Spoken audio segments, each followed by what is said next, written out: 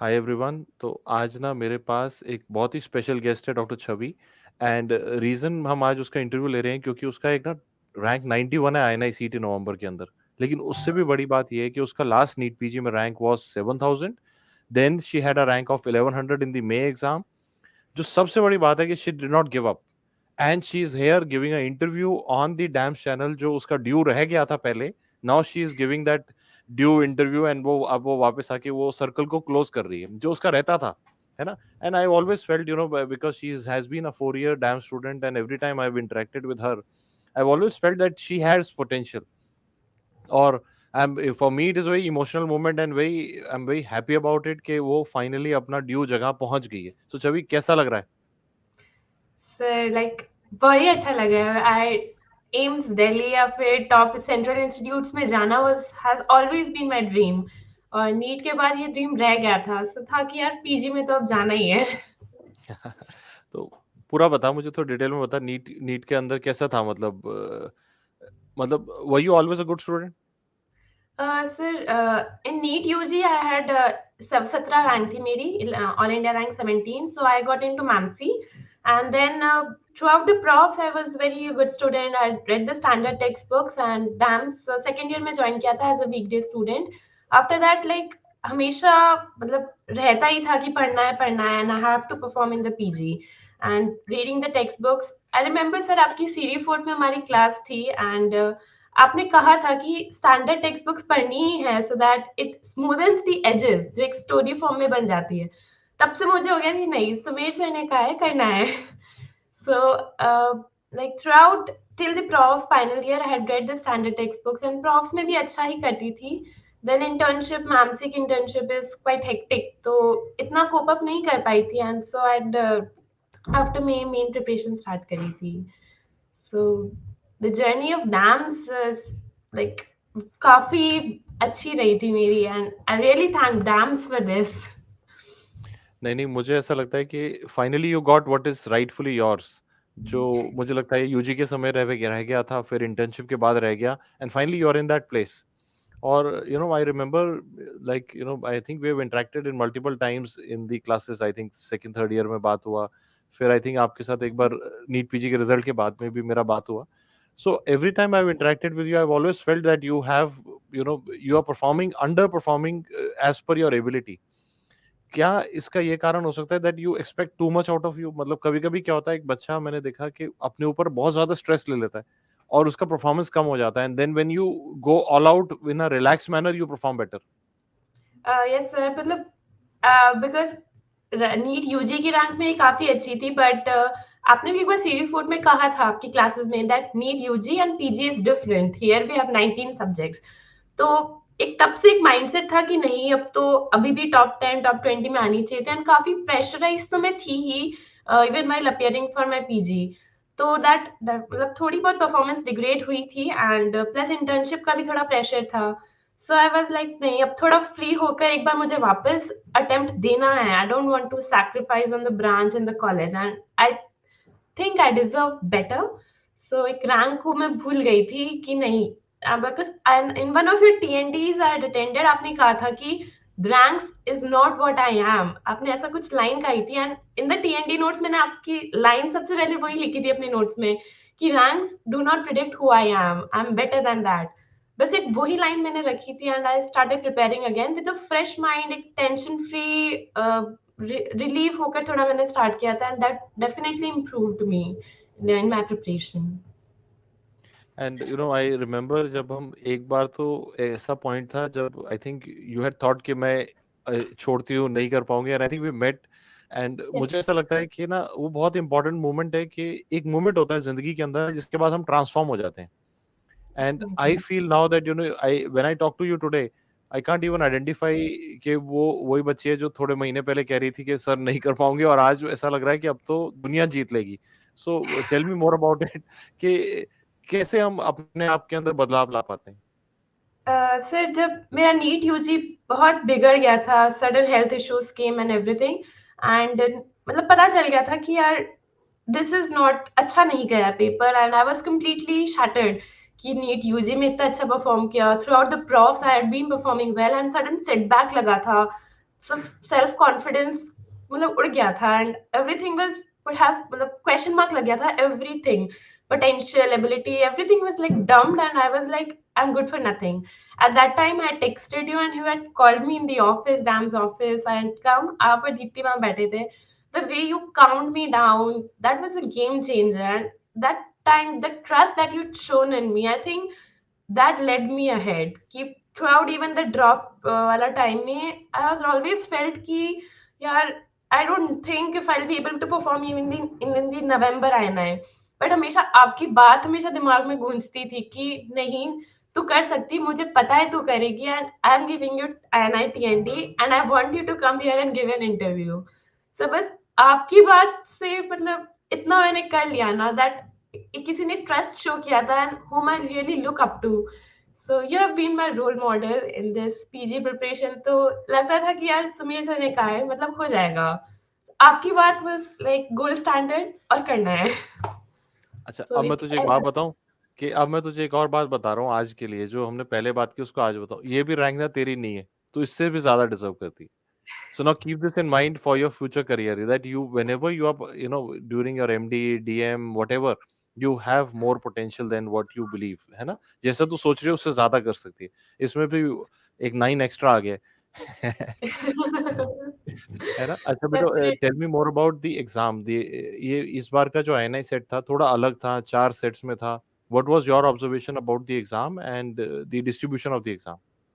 So definitely like through out the जितने भी GTS दिए थे उन सबको एज अ 200 बंच में देखा था बट थोड़ा एक डर लगा था कि 50 मिनट्स ही एंड 45 ही हैं so I talked to my few friends who had been like topper उनसे मैंने बात करी खुद से अपना थोड़ा सोचा and at the very time a day before आपका और दीप्ति मैम का एक इंटरव्यू मतलब एक वीडियो था in which you had actually told about how to go about this section and you had told कि एक मतलब 2-3 दिन पहले एक GT देना है so that in the same manner so that you get acquainted to it so एक थोड़ा लग रहा था कि कितने अटेम्प्ट करने हैं कितना अटेम्प्ट रेशियो रहेगा because पार्ट 1 अटेम्प्ट करते वक्त you don't know about part 4 so but like your and Deepti ma'am के जो एडवाइजेस थी I had followed it एक GT दिया था मैंने पहले in the same pattern so उस अकॉर्डिंग हो गया था like every in every part last 10 minutes मैंने रिव्यू के रखे थे एंड फर्स्ट 32 टू 35 मिनट्स में पूरा पेपर हो गया था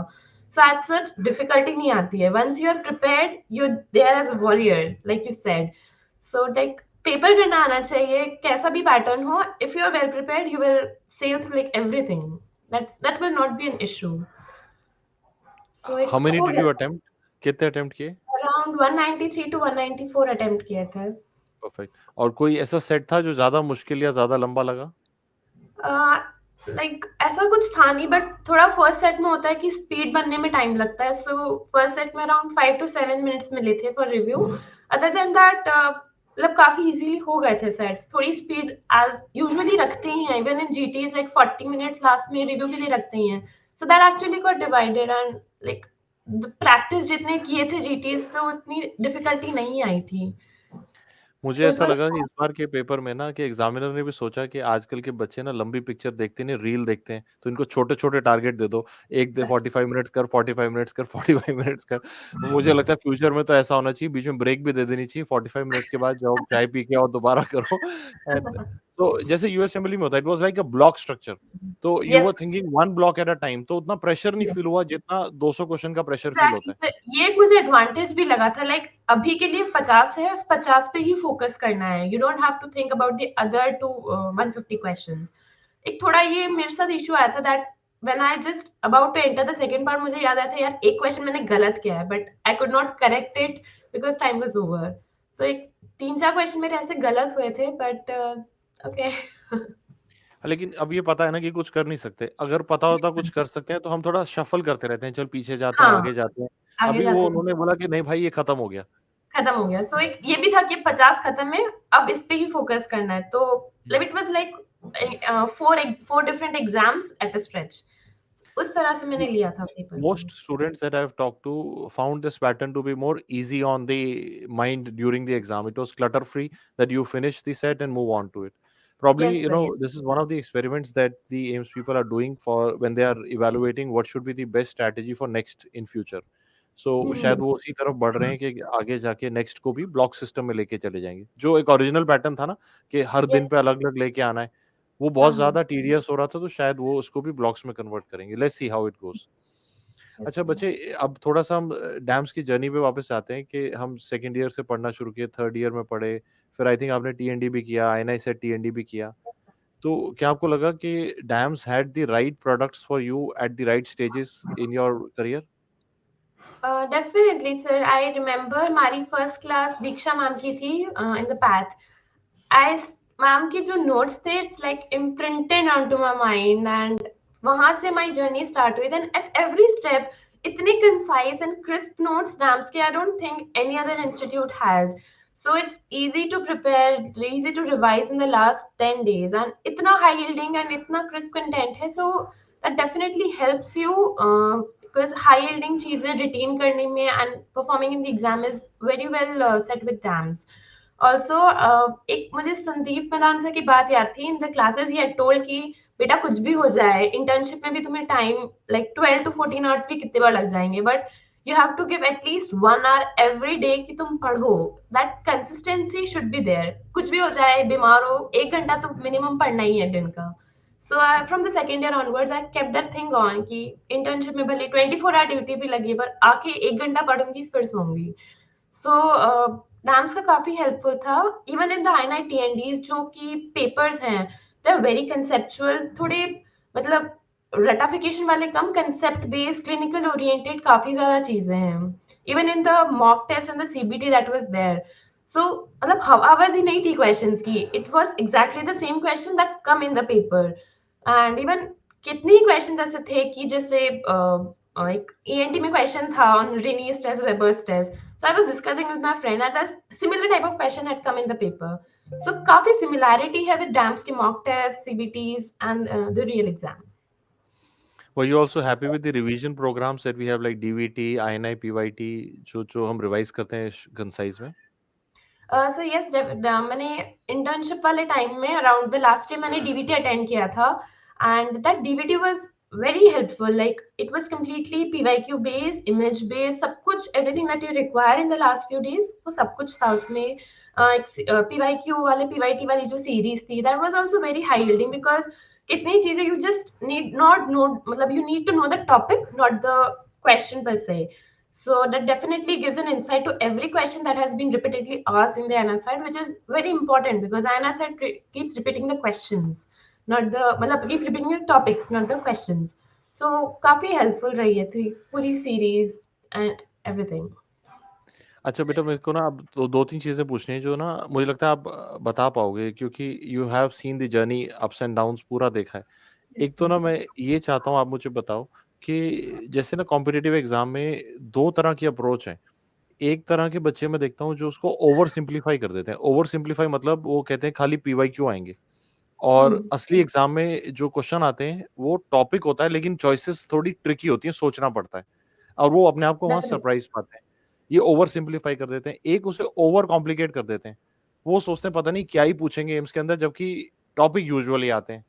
तो ये जो थिन रोप है इसके बीच में, जो एक थिन लाइन है, उसको कैसे मैनेज करें? मतलब कि एक तरफ पे मतलब एक बच्चे हैं जो ओवर सिम्प्लीफाई कर रहे हैं, एक ओवर कॉम्प्लिकेट कर रहे हैं। बीच में एक ज़ोन है जहाँ आज आप हो, जहाँ टॉप 100 के अंदर आप रैंक लेके आए हो। तो how do you treat that balance? Sir मैं दोनों स्टेट्स में रह चुकी हूँ. ड्यूरिंग माई इंटर्नशिप अटेम्प्ट मैं ओवर सिंप्लीफाई करके चलती थी चीजें and I could not perform better, मतलब I could not perform good in the main exam. And there was a time like right after INI जो मैं ओवर कॉम्प्लिकेट करके चलती थी चीजों की. यार आईएनआई पेपर इज लाइक बहुत ही अजीब सा क्वेश्चन बिकॉज मे पेपर थोड़ा ऐसा ही था.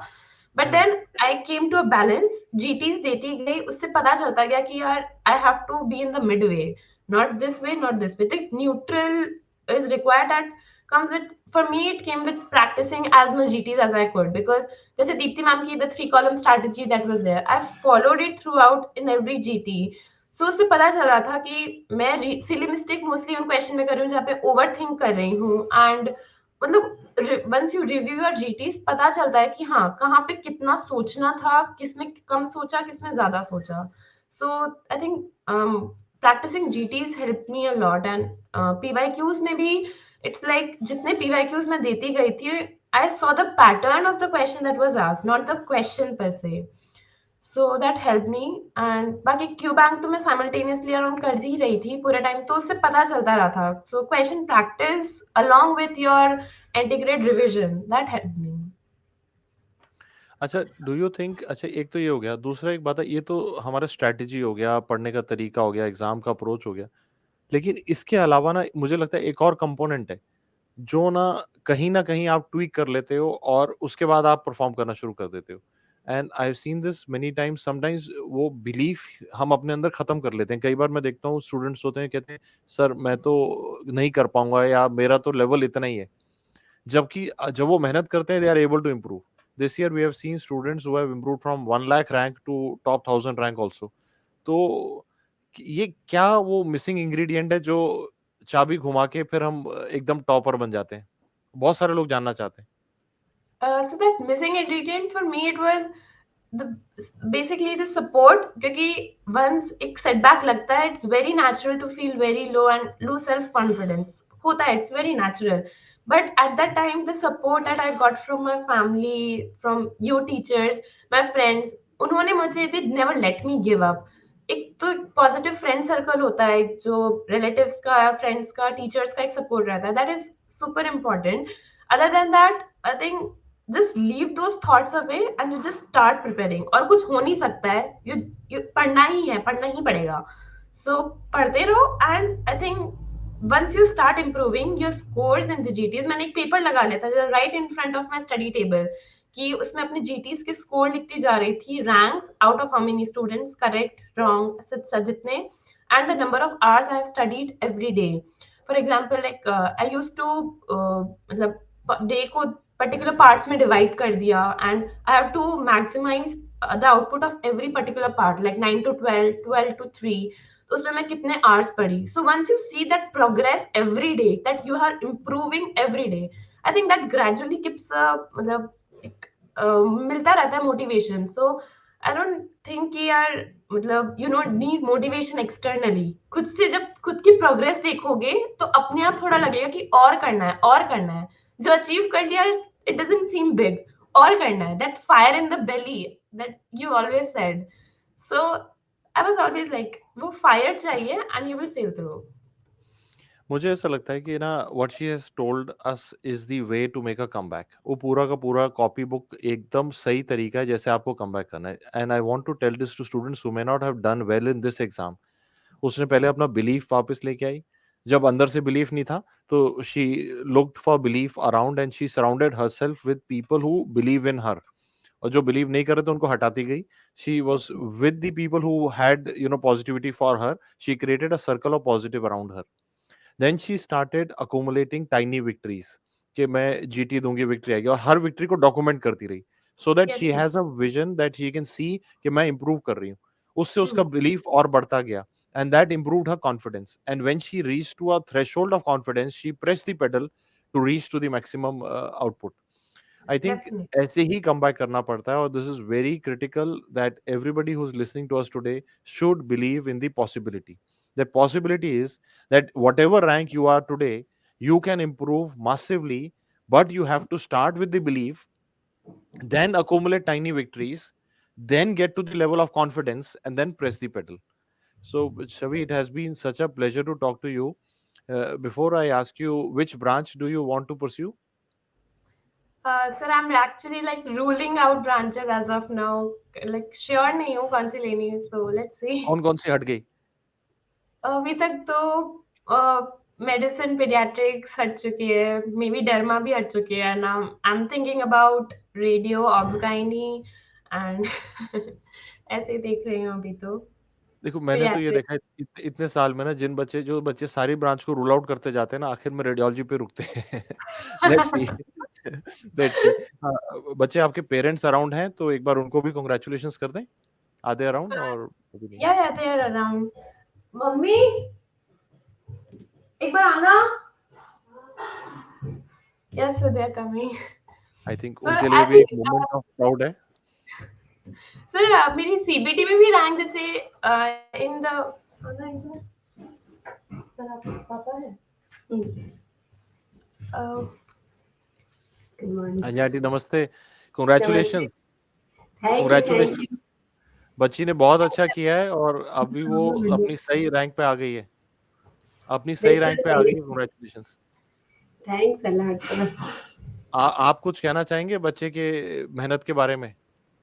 नहीं मैं यही कहना चाहूंगी कि इसने 6 क्लास से और अभी तो प्री पीजी के लिए तो बहुत ही मेहनत करी थी मतलब नो डाउट 0% डाउट था कि इसका सिलेक्शन नहीं होगा लेकिन यही है कि 91 रैंक आई है मुझे आशा थी कि थोड़ी और अच्छी आती इसके 2-3 क्वेश्चंस थोड़े गलत हो गए लेकिन I am very happy and proud of her and also thanks to you sir मम्मी इज नेवर सेटिस्फाइड। नहीं नहीं नहीं नहीं आपकी भी बहुत मेहनत रही सर और आपको तो ये बहुत हर दिन सुबह उठ के याद करती है कि सुमेर सर का बहुत कंट्रीब्यूशन है आपके कोचिंग इंस्टीट्यूट का भी बहुत अच्छा सा कंट्रीब्यूशन है कि मतलब शी विल डू समथिंग मुझे इतना कॉन्फिडेंस था